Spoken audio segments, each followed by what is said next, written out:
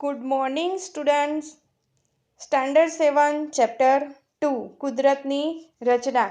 આપણે કુદરતની રચના વાર્તા સમજતા હતા. એમાં આપણે સૌપ્રથમ જોયું હતું કે વાર્તાને ટૂંકમાં સમજ્યા હતા, ત્યારબાદ આપણે વિસ્તારથી સમજતા હતા. તો આપણે સમજ્યા હતા કે સંધ્યા સમયે રાજા ભોજ અને કવિ કાલિદાસ બંને નદી કિનારા સુધી ફરવા જાય છે અને ત્યાંની રેતીમાં નદી કાંઠાની રેતીમાં તરબૂચ અને સકાટેટીના વેલા ઉગેલા જુએ છે અને એ વેલાઓ પર મોટા મોટા તરબૂચ અને સકાટેટી લટકતી હતી. તો અને બાજુમાં જ એક વડનું વૃક્ષ હતું. એના ઉપર વડના વૃક્ષ ઉપર લાલ નાના નાના ફળ હતા. તો આ જોઈને રાજા ભોજને વિચાર આવે છે કે ભગવાનને શું કોઈ મજાક કરી હોય એવું નથી લાગતું કે આટલા નાના નાના બરાબર પાતળા વેલાઓ પર મોટા મોટા ફળ આપ્યા છે. તરબૂચ અને સકાટેટીના જ્યારે આટલું મોટું ઝાડ વડનું છે એની ઉપર નાના નાના ફળ છે એવો કવિ કાલિદાસને પ્રશ્ન પૂછે છે. ત્યારે કવિ કાલિદાસ શું કહે છે? ભગવાને જે કર્યું છે એ બધું જ બરાબર છે, એમાં કશી જ ખોટ નથી કે કોઈ ભૂલ થઈ નથી. ત્યાં સુધી આપણે સમજ્યા હતા. હવે આગળ સમજીએ તો કવિ કાલિદાસ બરાબર નો જે રાજા ભોજે પ્રશ્ન પૂછ્યો તો એનો ઉત્તર આપ્યો. મહારાજ, કુદરતે બધું જ વિચારપૂર્વક કરેલું છે, એટલે ભગવાને જે પણ કર્યું છે બધું જ બરાબર કરેલું છે. આગળ કહે છે રાજા ભોજ, પણ આમાં તો કુદરતે જાણે કંઈ વિચારપૂર્વક કરેલું દેખાતું નથી. ઝાડ આટલું મોટું અને એના ફળ એકદમ નાના. શું કહે છે? મને તો કુદરતે બધું જ વિચારપૂર્વક એટલે વિચારીને બધું બનાવ્યું હોય એવું મને લાગતું નથી, કેમ કે આટલા મોટા ઝાડ ઉપર આટલું નાનું ફળ હોઈ શકે એ બરાબર વિચાર કહેવાય. એટલે એવું કહે છે કે મોટું ઝાડ હોય તો એના ફળ પણ મોટા હોવા જોઈએ, એવું રાજા ભોજ માનતા હતા. રાજા કવિના મત સાથે સહમત થતા નથી. મત એટલે એમનો જે અભિપ્રાય હતો બરાબર એની સાથે સહમત એટલે એમાં હા કહેતા નથી, કારણ કે એમને તો સાચું એ લાગતું નથી. બંને જણ વાતચીત કરતા કરતા આગળ ચાલ્યા. બરાબર, ચાલતા ચાલતા આ વાતો કરતા કરતા આગળ જાય છે. ચાલતા ચાલતા એક ટેકરી પર પહોંચ્યા. તમે ચિત્રમાં જોયું હશે તો એક નદી કિનારાના સામેના કાંઠા પર એક ટેકરી એટલે નાનકડી પર્વત જેવું બરાબર દેખાય છે. ત્યાં એક વડનું ઝાડ હતું. પાછું બીજું એક વડનું ઝાડ આવે છે. ઝાડ નીચે એક વટેમાર્ગુ આરામ કરતો હતો. વટેમાર્ગુ એટલે ટ્રાવેલર બરાબર આરામ કરતો હતો. એકાએક ઝાડ પરથી એક ફળ વટેમાર્ગુના માથા પર પડ્યું. બરાબર, બંને રાજા ભોજ અને કવિ કાલિદાસ બંને ચાલતા ચાલતા કઈ ગયા? નદી કિનારાની સામેની બાજુમાં ગયા તો એક ટેકરી હતી અને ટેકરી પર એક વડનું ઝાડ હતું અને ઝાડની નીચે એક વટેમાર્ગુ આરામ કરતો હતો એટલે વિશ્રામ કરતો હતો.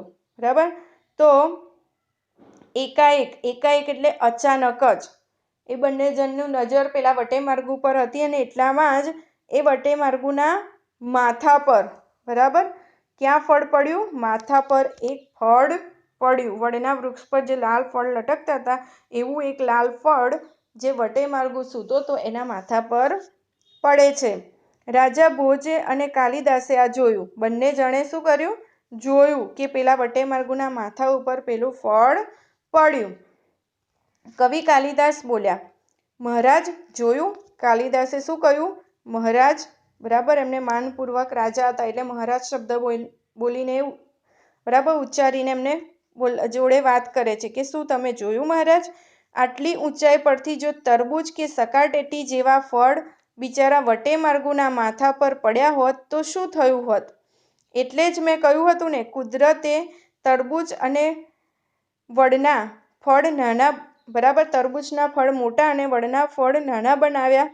તે કામ વિચારપૂર્વક જ કરેલું છે.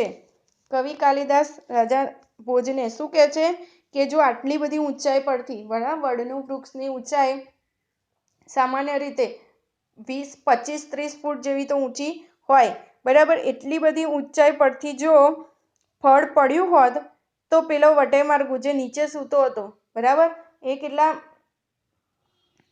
બરાબર એટલી ઊંચી હાઈટ પરથી, બરાબર ઊંચા એટલે હાઈટ પરથી જો ફળ નીચે પડે તો પેલા વટે માર્ગું જેમ એના માથા પર પડ્યું હોત તો કેટલું બધું વાગત એમ, તો એનું શું થયું હોત? બરાબર પ્રશ્ન પૂછે છે. એટલે જ મેં કહ્યું હતું કે કુદરતે તરબૂચના મોટા અને વડના નાના ફળ બનાવ્યા તે કામ વિચારપૂર્વક જ કરેલું છે. બરાબર, તરબૂચનું ફળ મોટું બનાવ્યું કેમ કે વેલા પણ નીચે જ થાય છે તો એ કોઈને વાગી શકે નહીં. જ્યારે વડનું વૃક્ષ ઊંચું હોય, બરાબર, એના નીચે આરામ કરવા, છાંયડામાં કોઈ પણ વ્યક્તિ જતા આવતા થાક્યા હોય તો નીચે છાંયડામાં, અને ગરમીના દિવસોમાં તો ખાસ બેસતા હોય, તો નીચે બેસે તો એ પડે તો વાગે. બરાબર, એટલા માટે ભગવાને બરાબર વિચારીને જ ફળ બનાવ્યા છે, એવું કવિ કાલિદાસે રાજા ભોજને સમજાવ્યું. રાજા ભોજ બોલ્યા, તમે જે કહ્યું એ તદ્દન સાચું છે. શું કહે છે કાલિદાસને? તો કે તમે જે કહ્યું એ તદ્દન સાચું છે, એટલે બરાબર સાચું છે. હવે મને સમજાયું કે કુદરતે બધું વિચારપૂર્વક જ કરેલું છે. કવિ કાલિદાસને શું ખબર પડી કે કુદરતે જે રચના કરી છે એ બધી જ રચના બરાબર છે. રચના એટલે પ્લાનિંગ, બરાબર, સમજવું એટલે અન્ડરસ્ટુડ, બરાબર. બરાબર જે સમજાયું કવિ કાલિદાસે એ રાજા ભોજને બરાબર સમજ પડી કે કુદરતે જે બનાવ્યું છે એ બધું જ બરાબર છે.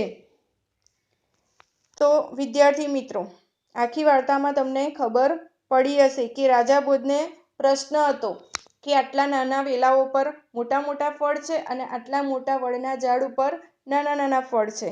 તો ભગવાનની રચના પર એમને પ્રશ્ન થયો હતો કે કોઈ ભગવાનથી ભૂલ થઈ ગઈ છે. પણ જ્યારે એમણે જાતે જોયું કે એક નાનું ફળ પણ જો કોઈ માણસ પર પડે છે તો એ કેવો તરત ઊભો થઈ જાય છે. જો આટલું મોટું ફળ પડે તો કદાચ એના જીવનું પણ જોખમ ઉત્પન્ન થાય, એટલે કદાચ એ મૃત્યુ પણ પામી શકે છે. એટલા માટે ભગવાને સમજી વિચારીને જ બધી રચના કરી છે, એવી વાત રાજા ભોજના મનમાં આવી જાય છે. બરાબર, આ રીતે અહીંયા બતાવવામાં આવ્યું છે કે કુદરતની રચના જે છે એ બધું જ બરાબર છે. બરાબર, તો વિદ્યાર્થી મિત્રો ખબર પડી ને? અહીંયા શબ્દાર્થ જોઈએ તો તમને અહીંયા શબ્દોના અર્થ ઇંગ્લિશમાં આપવામાં આવે છે. સંધ્યાકાળ એટલે ઇવનિંગ, તરબૂચ એટલે વોટરમેલન, સકટેરી એટલે માસ્કમેલન, વેલો એટલે કીપર, અજબ એટલે સ્ટ્રેન્જ, રચના એટલે પ્લાનિંગ, વટેમાર્ગુ એટલે ટ્રાવેલર, અને સમજવું એટલે ટુ બી અન્ડરસ્ટુડ. બરાબર, તો વિદ્યાર્થી મિત્રો આપણે નેક્સ્ટ લેક્ચરમાં આ પાઠના સ્વાધ્યાયની માહિતી મેળવીશું. Thank you.